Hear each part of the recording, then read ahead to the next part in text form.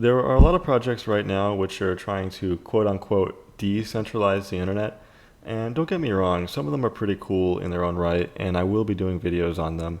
But it's a good idea to remember that ZeroNet basically did it years ago, and nobody remembers that it did it. Maybe it has to do with the fact that ZeroNet doesn't have any VC funding, and all these new cool hip projects do. But maybe I'm wrong. That's just a theory, right? So anyway, I figured it was a good idea to give ZeroNet a spotlight of my own because it's one of my favorite projects. So this video is going to be split up into a few parts. In the first part, what I'll be doing is showing you how you can get ZeroNet installed on Linux and configured to use Tor. And I really stress that you should use Tor. In the second part, I'll be showing you a few of the things which I found on ZeroNet, which I found interesting, and I'll give you a disclaimer about how you can maintain your privacy on ZeroNet, even if you're using Tor. There's still some nuances that you need to know about. And lastly, I'll be setting up a image board, a decentralized image board of my very own on ZeroNet. So without further ado, let's get started. Your first order of business is to install ZeroNet. If you're on Arch Linux or an Arch-based distribution like Manjaro, you can get that from the zeronet-git package in the AUR. And in my case, it says there's nothing to do, and that's because I've already installed it on this machine. If you're not on Arch or an Arch distribution, you can find out how to get ZeroNet from the ZeroNet documentation. Okay. So once you have ZeroNet installed, you want to get Tor. You can use either the Tor browser or the Tor daemon. In each case, there's some configuration required.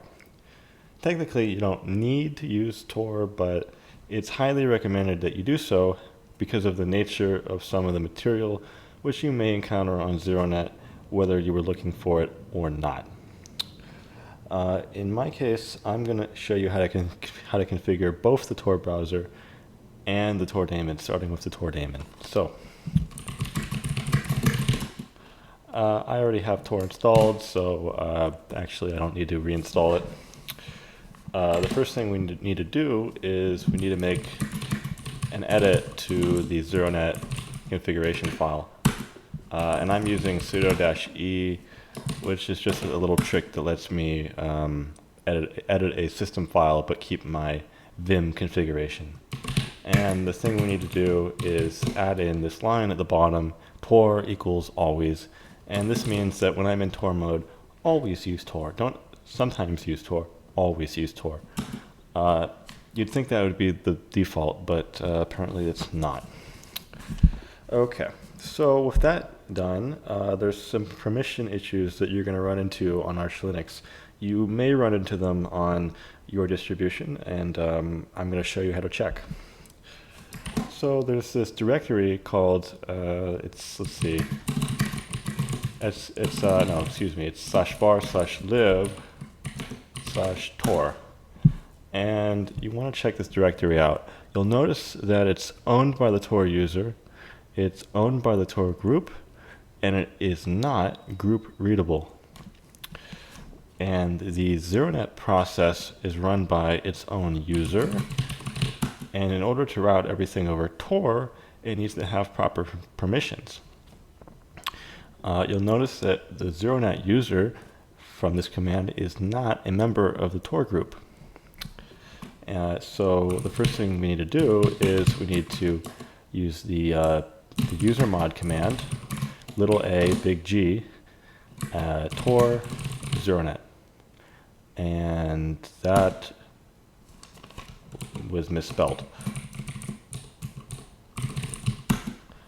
So now check the ID command again, and it's a now the Tor group is a supplemental group to the ZeroNet user. But I had mentioned before that that directory is not group readable, so this will not help us yet. Now the lazy thing to do would be to use chmod g plus r or something like that but that's not a permanent fix. There are some things we need to do in the torrc configuration file. So I'm going to be using sudo-e again. I'm going to be editing the /etc/tor/torrc file. Go to the bottom, make some space. There's some things we need. Luckily, they are available on the AUR and probably in this video's description. So I just need to configure it using these options. And these will do many things. And one of those things that it's going to do is fix our configuration dilemma.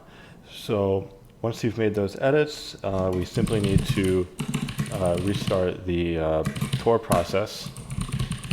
And while we're at it, we may as well restart the ZeroNet process. And now I can check out that permission again, and you'll see that that X bit is there. So it's group readable, and the ZeroNet user can, or the ZeroNet user is part of the Tor group, so that is set up correctly. Okay, so the next thing we need to do is make sure that it's actually set up correctly. Just go to your web browser, go to 127.0.0.1, that's localhost, and then the port will be 43110. And this is something like what you should see. I'm in the dark mode, and the default is the light mode, so other than the visual difference, it should be pretty similar. And it should say Tor always. And it should also say this warning up here, your browser is not safe, you should use the Tor browser. And that has to do with JavaScript and some other things. Basically, if you access Tor, anything over Tor, and you're not using the Tor browser, you're very easily fingerprintable, and Tor is not going to be able to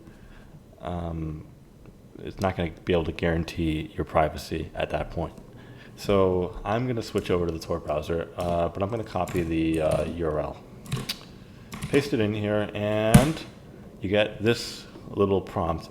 Basically, it can't connect, and that's because it's trying to connect to localhost over Tor, which is stupid. It doesn't make any sense, because like localhost is your computer, so why are you trying to connect your own computer over some weird network? So what we need to do is we need to change a setting. Go to the about:config menu, click accept, and then you want to find a certain setting. No proxies, let's see, network.proxy.no_proxies on, and you want to add in localhost as your value. Go back, refresh, and it says that ZeroNet requires JavaScript. And this is a little bit of an annoyance because, oops, that's the wrong button. What I have here is Tor browser in the safest mode. And what the safest mode does, among other things, is it just completely disables JavaScript. Because besides JavaScript being a liability for fingerprinting, it's also a security risk. And I do other things with Tor. You can speculate what I do, but generally I like to keep JavaScript off. So if I'm going to be using the ZeroNet service, though, I have to have JavaScript on. It's just required. So I'm going to switch that to standard. And now we're here. And you can see that everything is working correctly. There's no warnings. Tor is on always mode. So this has been correctly set up. So you can use whichever you like, whether you want to access it through your web browser or through the Tor browser. It doesn't really, I mean, it matters, but I'm going to be using my web browser because I'm not doing anything for the purposes of this tutorial where I'd be worried about, being de-anonymized. So I hope you enjoyed this part. There's going to be another part of this video, and I'm actually going to show you some things on Tor, sorry, on ZeroNet. And then I'm going to get into some more advanced topics, such as running your own decentralized website. So I hope you'll stick around for that. All right. Before I move into some more advanced material, I'd like to give you a tour of ZeroNet, or at least the parts that I found to be interesting. Starting with the ZeroTalk forum, which is a default site. It was created by the developers of ZeroNet, and it's one of the most popular discussion forums on the network. And like any ZeroNet site, it's hosted by a worldwide a network really of users. And if you pull out this sidebar on the right, you can actually see a visual representation of all of the nodes on the network. Now keep in mind though that a lot of people, I don't know exactly how many, it says right here 262 of these are onions. So actually that would be the majority of these people are using Tor. So these aren't their real locations. Likewise, I'm using Tor. So it's a nice representation, although it's not exactly accurate. Just keep that in mind. Anyway, when you go to post on a forum or any sort of thing, on ZeroNet, you're going to have to get a ID or a certificate, and that's not the same as registering an account. There aren't really passwords and usernames. Well, there is a username, sort of, but it's not associated with a password. And so I've registered tutorial test at zeroid.bit, and the ID providers vary. ZeroID is the most common, so if you register with them, then you can use your ID across any site that supports them. And by the way, that .bit thing right there in the name, that's actually a Namecoin address. So there's actually the ability to resolve .bit addresses within ZeroNet. So if you get rid of this and you type in zeroid.bit, it will take you there. And if you don't know what Namecoin is, if that name didn't mean anything to you, it was, and still is, it was the first altcoin. It was basically a fork of the Bitcoin code that was modified to support a DNS-like system. And ZeroNet supports resolving Namecoin domains, which is pretty cool. So now that you've seen ZeroTalk, there are a couple places that I want to show you, starting with ZeroChan. And the only reason I show you this is because it has a very important message that all users are shown whenever they arrive here. And this is a very important message because a lot of people seem to think that just because they're using Tor that they're actually anonymous, and they're not. They're basically pseudo-anonymous, and that's the result of that ID system which I just told you about. So every time you make a post under an ID, you are adding to a pseudo-anonymous identity.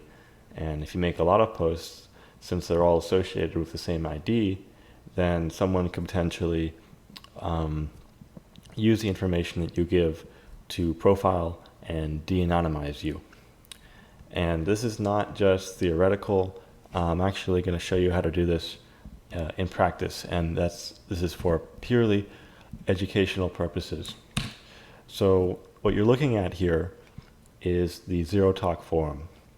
Each one of these is basically it's a certificate which is associated with posts, or at least one post. And this is some guy that I've found, and it would seem from his posts, let's see, what can we glean? So he says that he says in China we sometimes do something, so he's Chinese. So he's actually, maybe you could call him a dissident, because he's getting around the Great Wall, the firewall that that the Chinese government does not want him to get around. So, or at least maybe he's a Chinese person studying overseas. Anyway, the Chinese government, if they wanted to go after him, could potentially take the information in this file and figure out maybe some information about him and go after him. Now, that's an extreme example, but even if you live in a freer country, you still have to worry about things like being doxxed and other, anything, right? So I just wanted to make sure that everybody knows this. You're not really anonymous on ZeroNet unless you switch out certificates every time you make a new post. So now that you know that, there are two more places which I'd like to show you, and they are 08chan and milchan. Now, these are related because 08chan is actually an instance of milchan. Milchan is the main instance, and it's named after the software. And 08chan is running an old version. And the story is that, if you don't know, there was a site called 8chan, and about 1 year ago, Cloudflare decided that 8chan should not exist anymore, so they pretty much kicked them off the internet. A lot of people saw that coming, and they created 08chan in advance, and it remained sort of dormant as a bunker to be used, just in case. And, they were absolutely on point, because when 8chan got shut down, a lot of people flooded into ZeroNet, and briefly 08chan became the most popular website really on ZeroNet. And so I think this really goes to show the importance of ZeroNet, and then by extension the decentralized web, because right now the web is so centralized that you cannot really run a website without having to worry that someone is going to shut you down, even if you're not breaking the law. Now, milchan is a different story.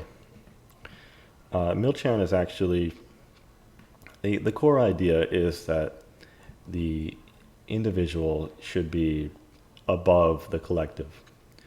And the name Mill, you might recognize that's the name of J.S. Mill, who was a British individualist. So it's very much in the spirit of liberty. And so that's why, if you, let's say, don't like a post, you think for some reason this particular post is particularly egregious, and you say, well, I'd like to report this post. Well, there isn't an option to report the post. And even if there was, there's only one person who can actually delete posts, and that's the developer. Excuse me, my voice is getting rather hoarse, and I do not have any water, and you've probably noticed. Yeah, sorry about that. I just had to stop the video right then because my voice was getting a little bit too hoarse. So I'm back now though, so I think it's about time that I finish the video. It's actually been a couple days since I recorded that last part. So where I left you, I think I was talking about the moderation policy on milchan, but it's actually more like a non-moderation policy. As far as I know, there's no censorship whatsoever, and the owner says that it's like each user should be the sovereign of his own mind. And so even if you make your own board, you don't actually get the authority to moderate it. Only the owner can do that. And I don't think he's going to do that. So basically it's a, you might think actually that would just be a recipe for chaos, and that it would like devolve into anarchy, but actually it works fairly well. So what I've done on this, you can't see it because I've actually hidden a lot of boards. See, Right now on Milchan, there are a lot of people who've just showed up in the recent past, because Milchan has been around for a few years. So they showed up in the last year or so, and what they're trying to do is to dodge copyright. So they're like those simps who would normally drain out their PayPal balances to get pictures of girls on Instagram or whatever it is they use. And what they're doing is they're coming here to make boards for the various girls and then just share pictures of them. And because it's decentralized, the girls cannot send their lawyers here. There's no report button. There's no DMCA, and it'd be pretty damn hard to take down the website. So I can pull out the sidebar, and I can show you all the people who are here who are hosting content from all four corners of the globe. And even then, actually, many people are using Tor. So those dots are not a real good representation of where the content on the site is hosted. Anyway, I think it's actually a little bit unfortunate that something like this just has devolved into sharing these pictures of these Instagram girls or whatever girls they are from whatever platform they're using. Because it used to be more diversified. There used to be all these, you can actually see all these boards here, right, for various subjects, but none of these are all that popular and not that active. So it's kind of unfortunate that it's turned into this, but that's what it is.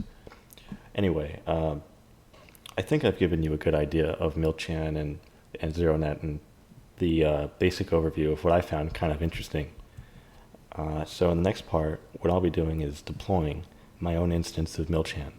I'm not going to do, it's not going to be a permanent thing. It's mostly just because I can.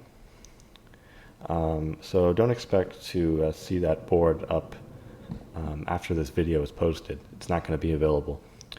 But yeah, maybe someone will be inspired and make their own version of it, just like the people who run 8chan, or excuse me, 08chan, which I showed you previously. So if that sounds interesting, you can follow me along in the next part. So in this part of the video, I'll be installing my own decentralized image board. And if you're going to follow along, there's a few things you'll need. Besides ZeroNet, you'll need npm and git. And those should be fairly easy to get on Linux. Just get them from your default repository. So once you have those installed, navigate to the /opt/zeronet directory. This is, at least on Arch Linux, where the zeronet Python script is. And this is a script that you'll need to create a site. You'll need it to update your site and sign changes, as well as to publish your site to your peers in the network. And this is also the script that is used to run ZeroNet. So right now I'm using systemd, right? And there's a systemd ZeroNet service. So let me check that out. Okay, so it's running this Python script, and it's specifying this config file, which I modified in one of the previous parts. And if we don't specify that, it's going to see if there's a Python file, or excuse me, it's going to see if there's a config file in this same directory. Otherwise, if there's not, it's just going to use some defaults. And so I want to make sure that it's using the same the same config file as the system one. So to do that, there's a few ways I could do this. I could make an alias. However, I think it's a little bit more portable to make a symlink. So that's fairly easy. So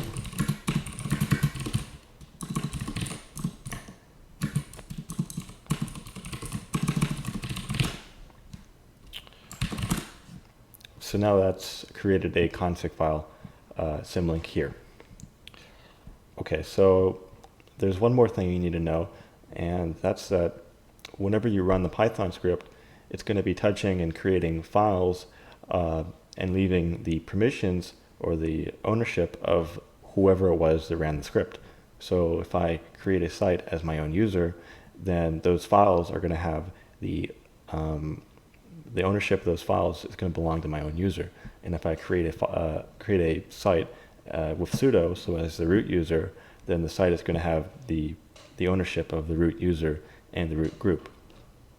And neither of those are going to do, and that's because the ZeroNet user is the one that's actually going to be reading them whenever you are running, whenever you run ZeroNet, it's really running through the ZeroNet user.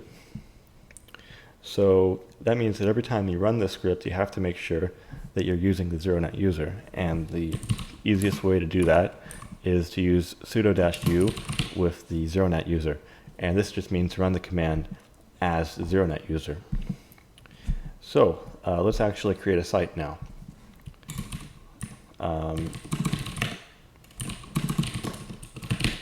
Basically, you just run the script as a ZeroNet user with the site create option.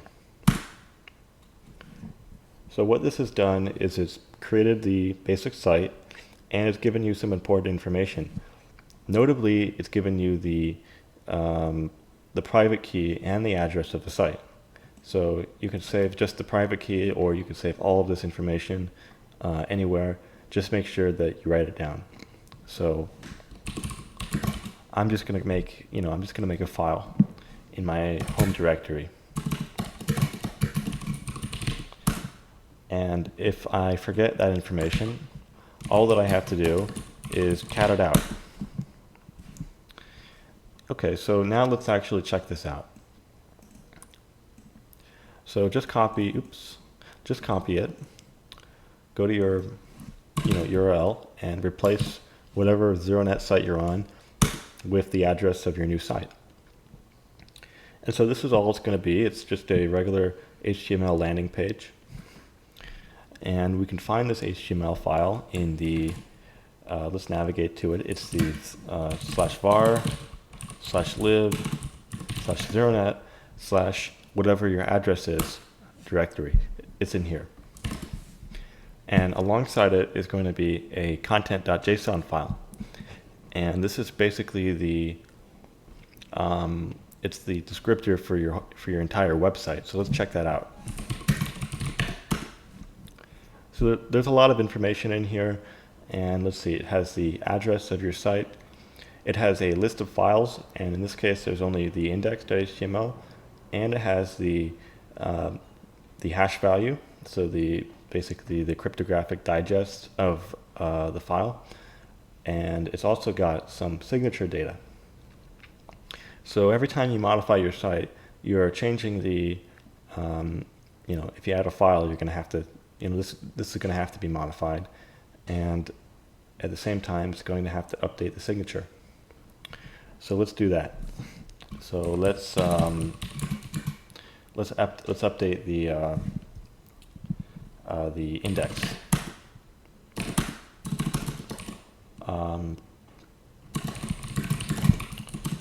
You can make any change, but it doesn't matter. So once I've updated it, I need to assign the site to, what that will do is it will update the file index and it will update the signature data automatically. So to do that, let's go back to this command. We've cd'd out of that directory, so we have to specify the full path now. And instead of site create, we want to use site sign. And we want to specify the address of the site. And luckily we're in the same, the directory is named after the address, so I can just copy it from my prompt. And I forgot to paste it. Oops, looks like I didn't actually copy it. There we go. So now it's going to ask me for my private key, and I saved this in this file, right? So, oops. So I just copy pasted it, and it's successfully signed the file. So let's go back here. So it's modified the page, but ZeroNet seems to think the file, or seems to think that it hasn't been signed yet. And this seems to be a bug that I've encountered. Sometimes it doesn't crop up, but it's happening now. And the simplest way to get around it is to just, restart ZeroNet. You also you might be able to sign and publish the file. You don't have to publish actually because there's no peers, but you might be able to sign it from the GUI, and that sometimes is going to work. So I've just refreshed after restarting the service, and I'm not getting any error. So that seems to have worked. Okay, so getting a basic HTML site is is pretty boring. So let's get back into the heart of the matter, which is installing milchan. So I'm going to use Git. So we're going to clone the milchan repository. So that's hosted at gitgood.io/milchan/milchan. And I forgot that I have to use the not the root user, but the ZeroNet user. You want to be very careful when you're doing these operations, because some operations are going to require the root user and other operations are going to require the ZeroNet user, and you got to make sure that you don't slip up, because otherwise you can make a big mess for yourself. So what this has done is it's made a milchan directory within the folder. Unfortunately, there's no way to git clone. I can't git clone the inside of that directory. So what I'll have to do now is actually pull all those files out.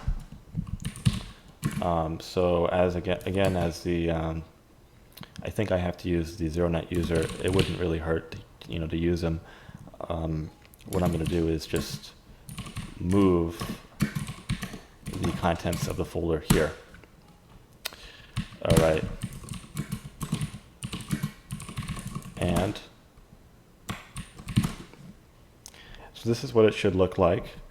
And the files should all have the ZeroNet user's ownership and the ZeroNet group's ownership. So now that you've done that, there's a few more things. We'll need to get it running. And the first thing is to run the command sudo npm install. This will be, you have to do this as the root user. You can't do this as the ZeroNet user. So it's not touching anything in this directory. What I believe it's doing is installing all the dependencies and other things you'll need. Okay, so once you've done that, the next step is to run as the ZeroNet user npm run prod, and prod stands for production. And this is basically going to actually set up the site.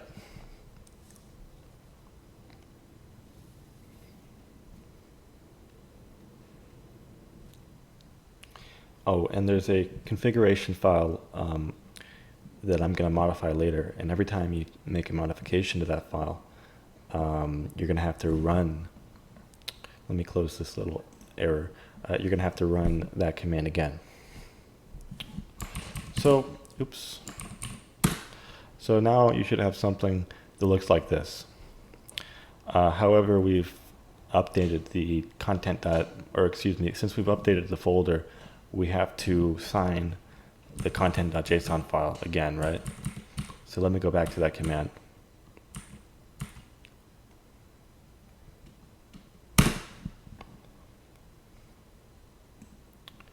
It's going to ask me for the private key again.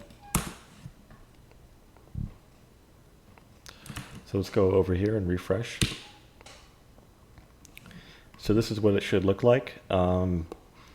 Again, it's telling me to modify this and publish it, but I believe it really just needs a restart. I don't think that's actually going to work. Oh, no, it did work. Actually, I was wrong. Although it's telling me that the content has been published to 0 out of 5 peers, and that's because actually there's no peers. I'm the only one, I'm the only one on this site. so that can be ignored. Oh, and there's a storage limit. So I always like to sort of max out the storage limit. This can, this can be kind of useful. So yeah, let me just do that. Okay, so what else is there to do, right? I have the site running. Well, actually, I've sort of set up the site improperly. I've just gotten it to this point to get it working, but there's some more complicated operations which I have to do now. So a lot of these operations are going to involve posting, right? So when you post with a certificate, and we need to set up that correctly. We want the users to be able to generate a certificate of their own on the site. And possibly we also want them to, we want to let them bring in their own certificates if they got them from like zero ID. So at this point, I'm going to sort of cheat. I don't actually want to manually modify the content.json file. I've done that, but it takes a little, it takes a while, right? So I think it's easier to, let's just, first of all, remove it. And Milchan has a perfectly good copy of the content.json. It's set up much better because it's been done manually and not through these commands, which, not through the site sign command, which is rather, it's rather basic. So let's copy that over.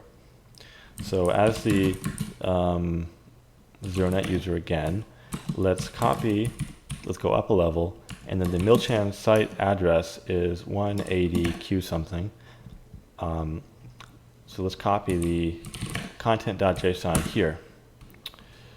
And what else? Yeah, there's one more thing. Besides that content.json file, there's a directory data, and then inside of that directory is a users directory, and there's another content.json file, and we want to copy that to /data/users again. Okay, so we've basically swapped out the content.json, and then we've added another one. And this is not going to do on its own because there's a public, there's an address stored within the content.json, right? And if we switch it out with a different sites, then we won't be able to sign it with our private key because the address is a derivative of the private key. And if we use the wrong address, it's just not going to work. So let's copy that. Let's edit these files and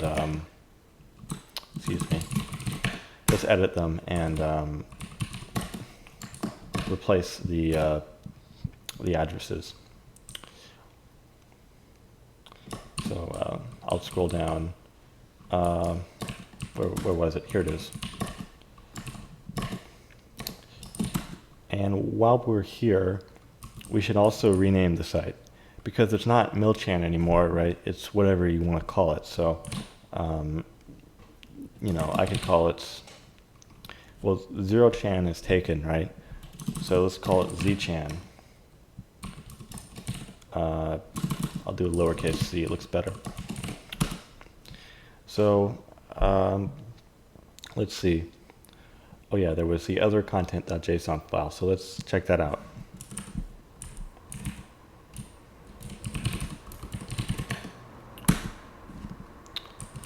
Again, there's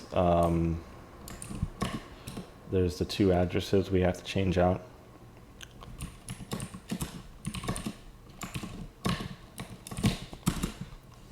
And then there's something else. You'll notice that we have this thing, search signers. So these are like the certificates that we're going to allow. So we're not on Milchan anymore, we're on ZChan. And you can ignore whatever this value is. As for this is 0ID. I'd like to allow people to use 0ID, but you can remove that if you want.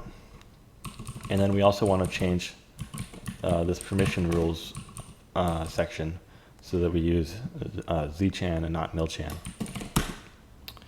Okay, so I'm not done.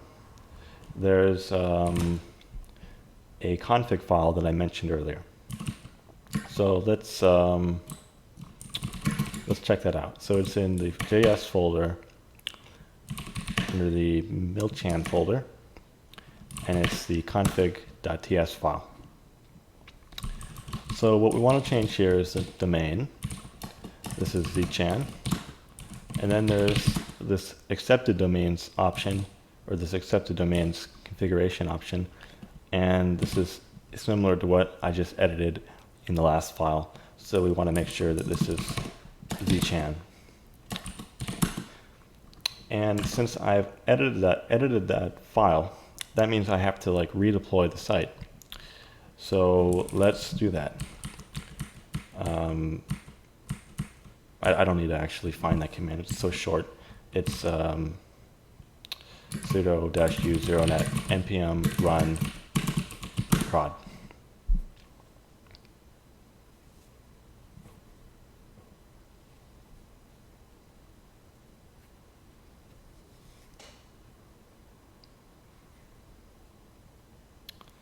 All right. So now that we've modified several files in here, then the next thing we have to do is sign this, right? So let's find that option, or find that command. This looks like it. It's going to ask for the private key, so let me just cat that out. All right, so let's check this out. Okay, there's no error message here. So let's see if we get any errors while we post. So what do I want to call it? I'm going to make actually, before I post, I have to make a board, right? So let's do that. And it's asking, do I want to choose a certificate or do I want to generate one? And so if I have one generated, I could pick that, or I could pick from ZeroID. I have a ZeroID certificate. It's asking if I want to use milchan, but I think it's grayed out, so that shouldn't work. So I actually wanted to I want to generate a certificate, so let's try that. Let's see. Oh, I made a mistake. You see, I signed the content.json file, but if you remember, there were two of them. So that means I actually have to sign the other one. So how do I do that? Well, I just use --inner_path and then data users content.json. However, because I've created a board just a moment ago, I've modified the site, right? And that may have messed some things up. So just to be sure, I'm actually going to sign the regular one again, and see if that works.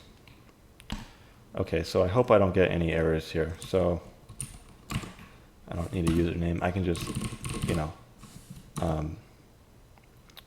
I shouldn't be able to post as the milchan certificate, but let's see.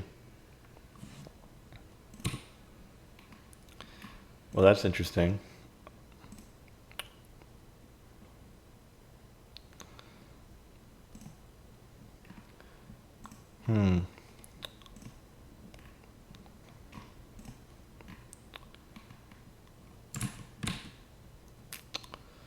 Because it shouldn't be allowing the milchan certificate, right?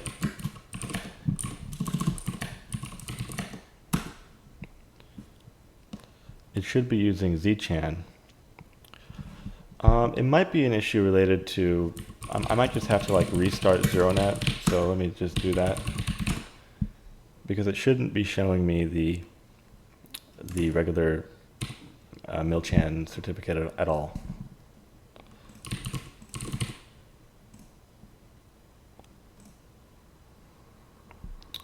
Okay, so I've created a zchan certificate, but will I be able to post with only zchan and with 0ID as I've configured it.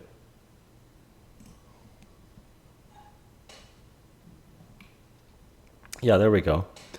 See, the milchan certificate is grayed out. So is the 0ch.anonymous certificate. So I just had to restart ZeroNet, it looks like. Those are my certificates on those respective websites, by the way. You won't see those unless you've been there and posted. So, with that, I think I've finished the video. There was a little oopsie at the end there, but I frequently, run into problems when I record videos, and I frequently am able to fix them without having to, cut the recording, and this is one of those times. So I hope you enjoyed the video, and I hope you learned a lot.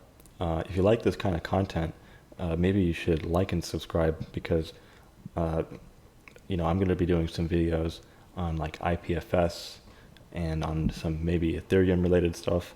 So if that's interesting to you, then make sure that you're ready to receive any new uploads. So like and subscribe.